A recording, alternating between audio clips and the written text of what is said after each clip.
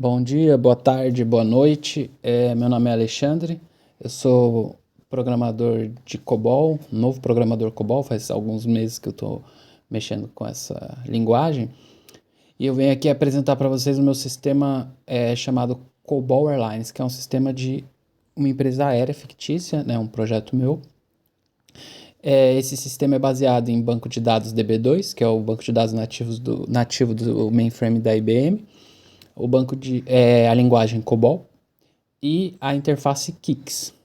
Contudo, eu não tenho todas essas ferramentas disponíveis. No caso, vocês estão vendo a interface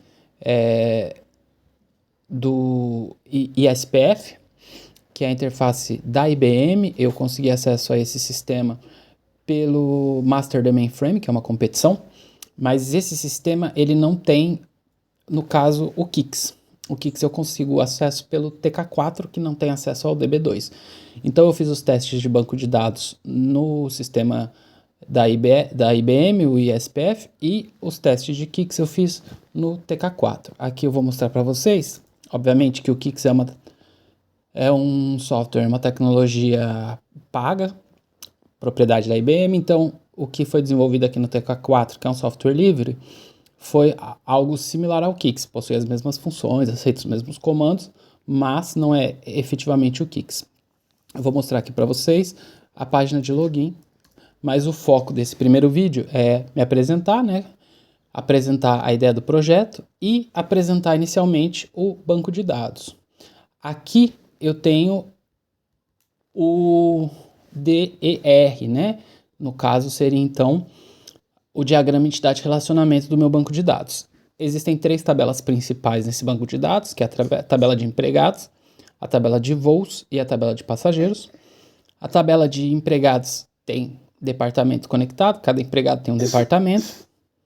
A tabela de voos tem aeronaves, cada voo tem uma aeronave, cada voo tem um aeroporto de saída e um aeroporto de chegada.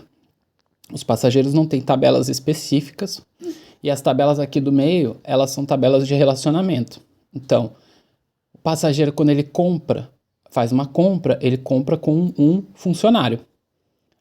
E ele compra o quê? Ele compra um ticket. Então, o ticket contém a informação do passageiro e a informação do voo. Porque o passageiro tem interesse em voar, e por isso que ele faz a compra de um ticket. Essas 2 tabelas do meio fazem a relação entre as tabelas de empregados e a tabela de voos. Então, num voo existe uma tripulação, e essa tripulação ela é formada por empregados em hierarquia. Então a gente tem o comandante, o copiloto, a chefe dos atendentes, a gente tem o que seria o comissário, né? Comissário 1, 2, 3, comissário-chefe. Cada equipe faz um turno. Pode ser que uma mesma equipe faça vários turnos. Então, por isso que a gente faz essa relação.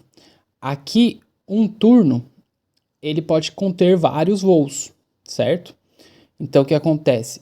Um turno pode conter vários voos, um turno pode fazer vários voos. Então, essa equipe que está nesse turno, por exemplo, ela pode pegar um avião, São Paulo-Rio, Rio-Maceió, Maceió-Manaus, por exemplo. Então, seria um único turno com vários voos. Por isso que a gente desloca o Shift ID aqui para o Flight.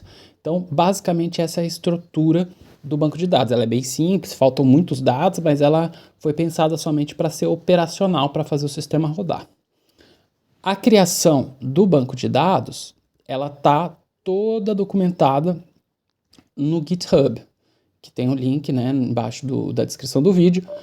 Aqui a gente tem, então, a criação das tabelas, tabela voo, tabela avião, já com algumas foreign keys, como por exemplo aqui a gente tem a foreign key aeroporto de partida, que está ligado à tabela aeroporto, né? Essa tabela aqui. Então a gente tem já todas as relações, e conforme as tabelas são criadas, as relações são feitas depois, eventualmente. Como por exemplo aqui, a tabela voo, ela vai criar uma foreign key para Shift ID, né, que é o turno, só que ela vai criar depois, porque a tabela Shift ID ela vai ser criada por último. A tabela Shift, né, a tabela turno, ela vai ser criada por último. A gente pode ver todos esses códigos aqui dentro do sistema da IBM, né, nessa tabela Create, que é a tabela de criação. É importante falar que para criar uma tabela dentro do sistema da IBM, essa tabela ela tem que estar ligada a um espaço de tabelas. Então, por isso que aqui você vai ver sempre em DB admin 2. Isso é uma especificidade do DB2. E a criação do index único, que geralmente está relacionado, no meu caso, a primary key, né? Que é justamente para tornar operacional essa tabela. É necessário criar esse index único. Algumas observações sobre o diagrama é que a maioria desses itens eles são not null, exceto o manager. Aqui ele não é not null. Por quê?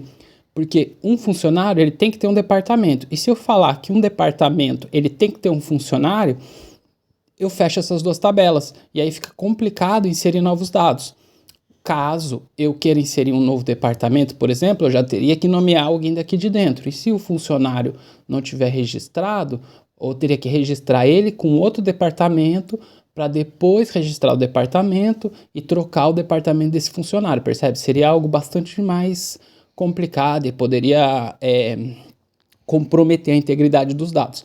Por isso que eu optei por colocar manager como not null, para permitir que os empregados fossem inseridos naturalmente, os passageiros e os voos a partir do momento que existem airplanes e airports. Então, basicamente, essa é a estrutura básica do meu banco de dados. No próximo vídeo eu vou fazer uma pequena apresentação dos dados que foram inseridos, porque assim que, conforme as tabelas são criadas, existe um processo de inserção de dados dentro dessas tabelas. Então aqui a gente pode ver a tabela departamento cria, ganha dados, depois na insert to a gente tem aqui os managers sendo determinados e aeroportos sendo adicionados, aeronaves sendo adicionadas, tripulação, shift, flight, buy, ticket, para que a gente possa ter pelo menos um dado inserido dentro dessas tabelas para que a gente possa fazer o sistema rodar. A inserção de dados de empregados e de passageiros, assim como o preenchimento de vários voos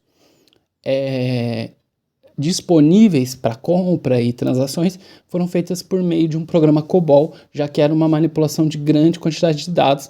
Isso vai ser mostrado também num próximo vídeo.